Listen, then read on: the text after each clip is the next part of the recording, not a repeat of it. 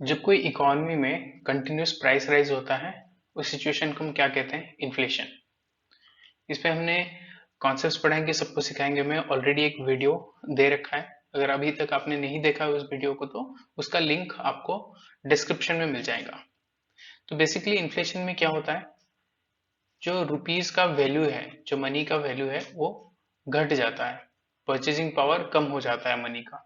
इसका मतलब क्या है, अगर 500 रुपए में 2014 में आप दो बिस्किट पैकेट ले पा रहे थे हाइपोथेटिकली, अभी 2022 में आप एक बिस्किट पैकेट ले पाओगे। इसका मतलब क्या है, ये 500 रुपए का जो वैल्यू है वो घट गया। Purchasing power of this particular money has been reduced. तो इन्फ्लेशन का एक ये मेजर इम्पैक्ट है। अभी ये मान के चलिए, अगर आप कहीं पे पैसा इन्वेस्ट कर रहे हैं आपके सेविंग में से, आपका जो हार्ड अर्न मनी है उसमें से कुछ सेव कर रहे हैं और उस सेविंग से कहीं पे आप इन्वेस्ट कर रहे हैं, तो वो जो इन्वेस्टमेंट पे क्या असर होगा इन्फ्लेशन का। सपोज आपने आज 1 लाख इन्वेस्ट किया, आपने सोचा कि 10 साल के बाद ये एक बड़ा अमाउंट बन जाएगा। आपको किसी ने बोला कि 10 साल के बाद ये 3 टाइम्स हो जाएगा, तो आपको लगा हाँ चलो 3 लाख रुपए हो जाएगा। लेकिन वो जो 3 लाख रुपए होगा आफ्टर 10 ईयर्स, उसका वैल्यू आज का 3 लाख के बराबर है क्या? नहीं है, क्योंकि तब तक we will witness a huge degree of inflation. तो इन्वेस्टमेंट में इन्फ्लेशन का भी बहुत नेगेटिव इम्पैक्ट रहता है। तो उसी नेगेटिव इम्पैक्ट को कर्व करने के लिए, उसी नेगेटिव इम्पैक्ट को रिड्यूस करने के लिए एक इन्वेस्टमेंट टूल है जिसका नाम है इन्फ्लेशन इंडेक्स्ड बॉन्ड्स। कॉन्सेप्ट्स पढ़ाएंगे, सबको सिखाएंगे। मैं आज का टॉपिक है इन्फ्लेशन इंडेक्स बॉन्ड्स। चलिए देखते हैं ये क्या है। Before going forward, if you have not subscribe to our channel yet, please subscribe कर दीजिए and press the bell icon, ताकि इस वीडियो का नोटिफिकेशन आपको मिल जाए। इस चैनल में बहुत सारी यूजफुल वीडियोस आते हैं, उसका नोटिफिकेशन आपको मिल जाए। If you have any queries with respect to your examinations, hello@iexambit.com पे आप हमें मेल कर सकते हो। तो एक एग्जाम्पल के साथ समझते हैं। Suppose you are a business person, आपके पास अभी 50,000 रुपए है। तो आप एक नया बिजनेस सेटअप करने की कोशिश कर रहे हो। अभी आपको पता है आपके पास इतना पैसा नहीं है कि एक नया बिजनेस स्टार्ट कर पाए, लेकिन आप ट्राई कर रहे हो कि उतना पैसा हो जाए। और ये जो बिजनेस है उसे सेटअप करने के लिए आपको 1 लाख रुपए चाहिए। तो आपने क्या किया, आप बैंक पे जाके अप्रोच किए, बैंक वालों ने बोला आप इसे एफडी कर दो। एफडी मतलब फिक्स डिपॉजिट कर लो। अगर आप ये बैंक में फिक्स डिपॉजिट कर लेते हो, तो after some years, for example after 6 years, आपका जो वैल्यू पैसा है that will be 1 lakh rupees. तो आप क्या करें, आप खुश हो गए, तो बैंक में जाके ये 50,000 अमाउंट आपने फिक्स डिपॉजिट लगा दिया, और 6 साल बाद ये 1 लाख रुपए हो भी गया। लेकिन वो 6 साल के बाद ये नया बिजनेस सेटअप करने के लिए सेम 1 लाख रुपए चाहिए होगा क्या? क्योंकि 6 साल में तो इन्फ्लेशन बहुत हो गया होगा। अभी आपने 6 साल बाद जब ये पैसा निकाला बैंक से, तब पता लगा ये बिजनेस बनाने के लिए अभी 1,25,000 रुपए चाहिए। ये जो गैप है ये क्यों हुआ? ये हुआ इन्फ्लेशन के वजह से। तो rather than investing in fix deposit, if you have an access to such a tool, ऐसा कोई टूल होगा जिसमें अगर आप इन्वेस्ट करते हो, that tool will take care of that inflation part. तो सेम 25,000 का जो गैप है, ये टूल इंश्योर करेगा कि that gap will not exist, at least that gap will not hamper your business ideas.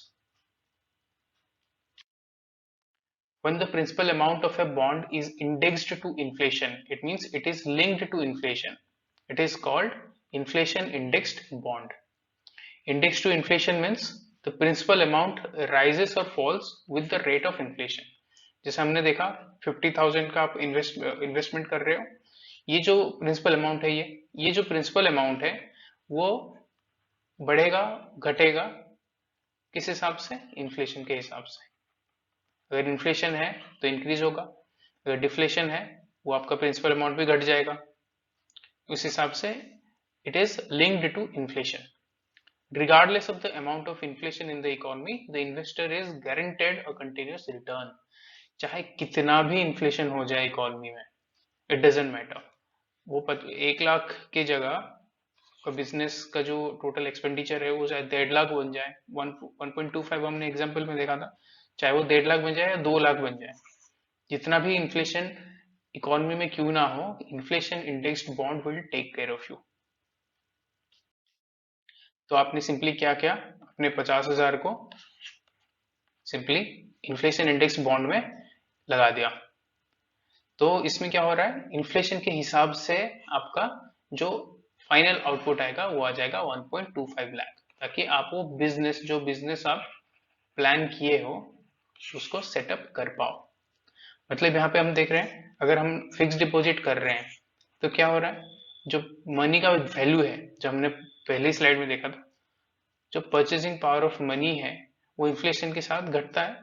लेकिन अगर if you invest in these kind of bonds, इसमें क्या होता है, आपका जो परचेसिंग पावर रिमेन्स कांस्टेंट।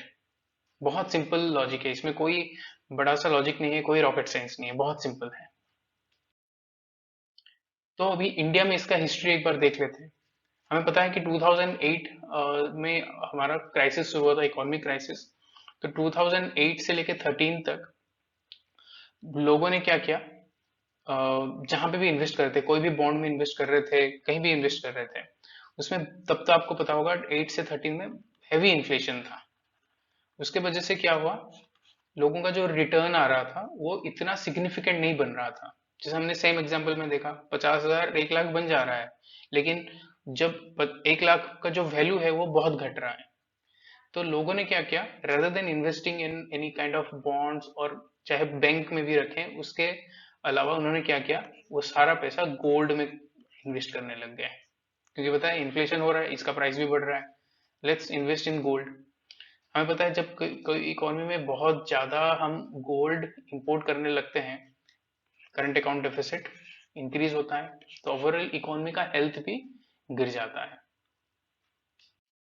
तो इसी को नजर पे रख के रिजर्व बैंक ऑफ इंडिया ने 2013 में इन्फ्लेशन इंडेक्स्ड बॉन्ड का शुरुआत किया, so that people can invest in these bonds rather than investing in gold, ताकि वो जो इन्फ्लेशन की जो इम्पैक्ट है उनको सहना ना पड़े, और इंडिया का इकोनॉमी को करंट अकाउंट डेफिसिट को सहना ना पड़े। ये रीजन है इन्फ्लेशन इंडेक्स बॉन्ड को 2013 में रिजर्व बैंक ऑफ इंडिया ने रिलीज किया, लॉन्च किया। अब हम देख लेते हैं जो इन्फ्लेशन इंडेक्स बॉन्ड्स आरबीआई ने रिलीज किया था उसका कुछ फीचर्स।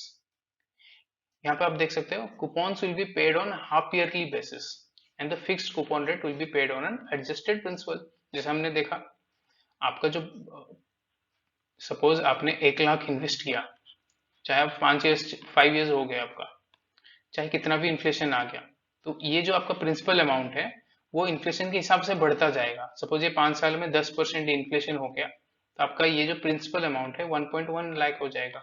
तो इसी पे आपको 10% या 12% जो भी आपको कूपन रेट में जो भी आपको प्रॉमिस किया गया होगा वही मिल जाएगा इसी अमाउंट पे, not on this amount. And IIBs are issued for 10 years, ये 10 साल के लिए इशू किया गया। As they are government securities, ये एसएलआर, इनको एसएलआर स्टैट्यूटरी लिक्विडिटी रेशियो का स्टेटस भी मिल गया। And the main objective is to protect middle poor and middle classes savings against inflation.